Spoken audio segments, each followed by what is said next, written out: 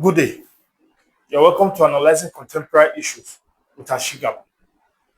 In life, there's no perfect system, and as years goes by, it is expected that laws should be amended or initiative created to improve on the existing law or system. However, this is not the case of Nigerian electoral process, whereby as year goes by, the electoral process or laws continue to get worse. Below is a clip of a former INEC commissioner complaining about the Nigerian Electoral Act. Watch, please. We're discussing about section 60, subsection 3, where they provided a proviso that will undermine the 2027 official elections. I have now found a more dangerous 3 provisions, and I put them out so that I think that Nigerians can read it, they can see it before any comment. First, let's go to section 63.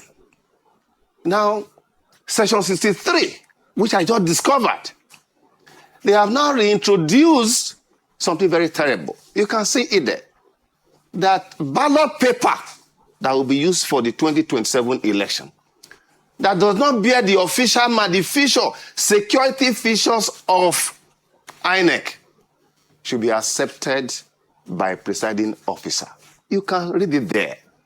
That where the returning officer satisfied, the word satisfied, that was contained in section 49 of the 2010 Act that took us 20 years until 2022 to remove, because what is the objective condition to determine what satisfies a presiding officer? The presiding officer has now been given the discretion to now accept ballot paper, notwithstanding the absence of the official mark, and to count that ballot paper.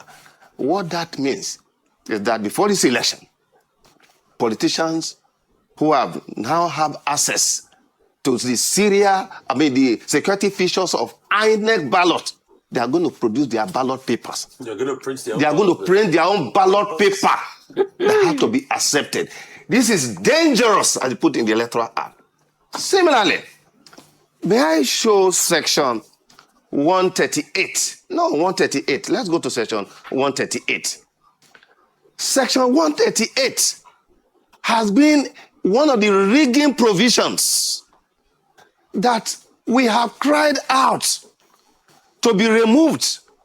As a matter of fact, you remember that in 2019, in this current republic, under Buhari was the only time that there was no Electoral Act passed. Because when we made that recommendation that this thing should be removed, this section should be removed, you remember that it was rejected. And what the section says, grant of final petition. It says that an act or omission which may be contrary to the instruction or directive of the commission or of an officer appointed for the purpose of election, but which is not contrary to the provision of this act, shall not of itself be a ground for questioning the election. May I make a few observations here? You see, when you want to deceive people, you put it in words. Bring that section back again. What they basically said, they were just short of referring to INEC regulations and guidelines, because the instruction and directive of INEC are contained in INEC regulation and guideline. They are saying that a presiding officer, an assistant presiding officer, a collation officer, a returning officer, they can abandon it. So they provided immunity there without revealing. Then let's go to the last section. It will interest Nigerians to know that section 137 now says that all those categories of individuals, I think the other time I provided you what we call a pyramid.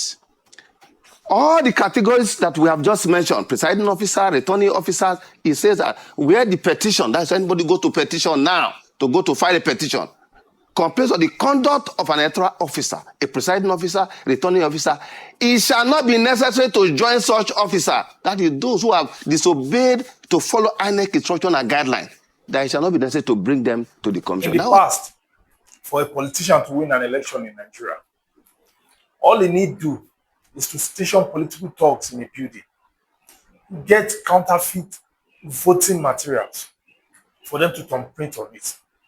And while the original voting materials are being conveyed from the polling unit to the collation center, look for a way to swap those counterfeit thumbprinted material with the original ones, either on their way to the collation center or at the collation center. Fast forward today and looking at the Electoral Act, you realize that room has been created either intentionally or unintentionally for politicians to adopt the same strategy they used in the past to rig election in next year general election if need be. What the former INEC commissioner was complaining about as far as section 60 subsection 3 is concerned is about the issue of transmission of result. So what INEC were able to do were to create room for politicians to use the EC8A form, which is the former way of conducting election in Nigeria. So what we have now is that they are saying in polling units where there is no network, that the primary source of collation and declaration of result should be the EC8A form, which we all know that that's an avenue for politicians to rig election.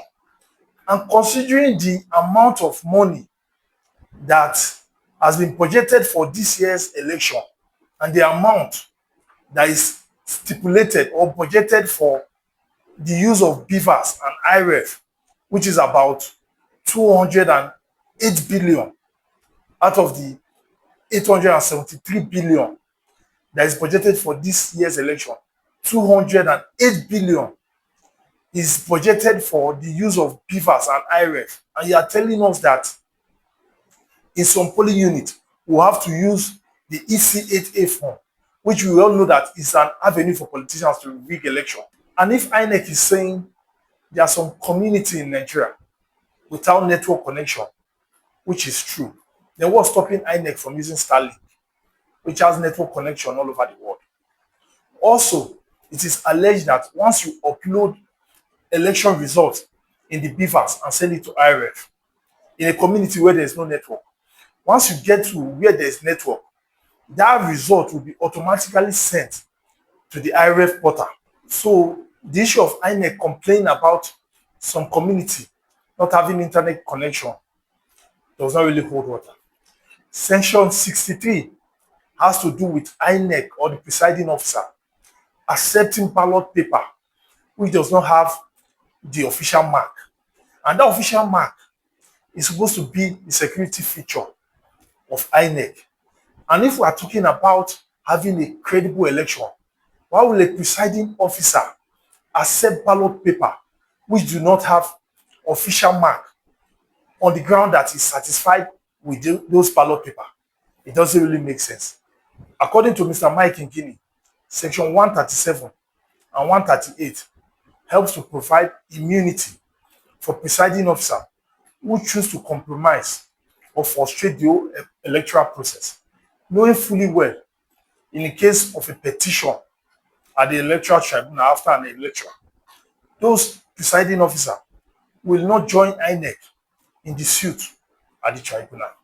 Considering the fact that the country does not have money and there has been a steady rise in the amount budgeted for election in this country since 1999, which was 32 billion, to 2003, which was 55 billion, 2007, which was 74 billion, 2011, which was 99 billion, 2015, which was 122 billion, 2019, which was 242 billion, 2023, which was 355 billion, and now 2027, which is 873 billion.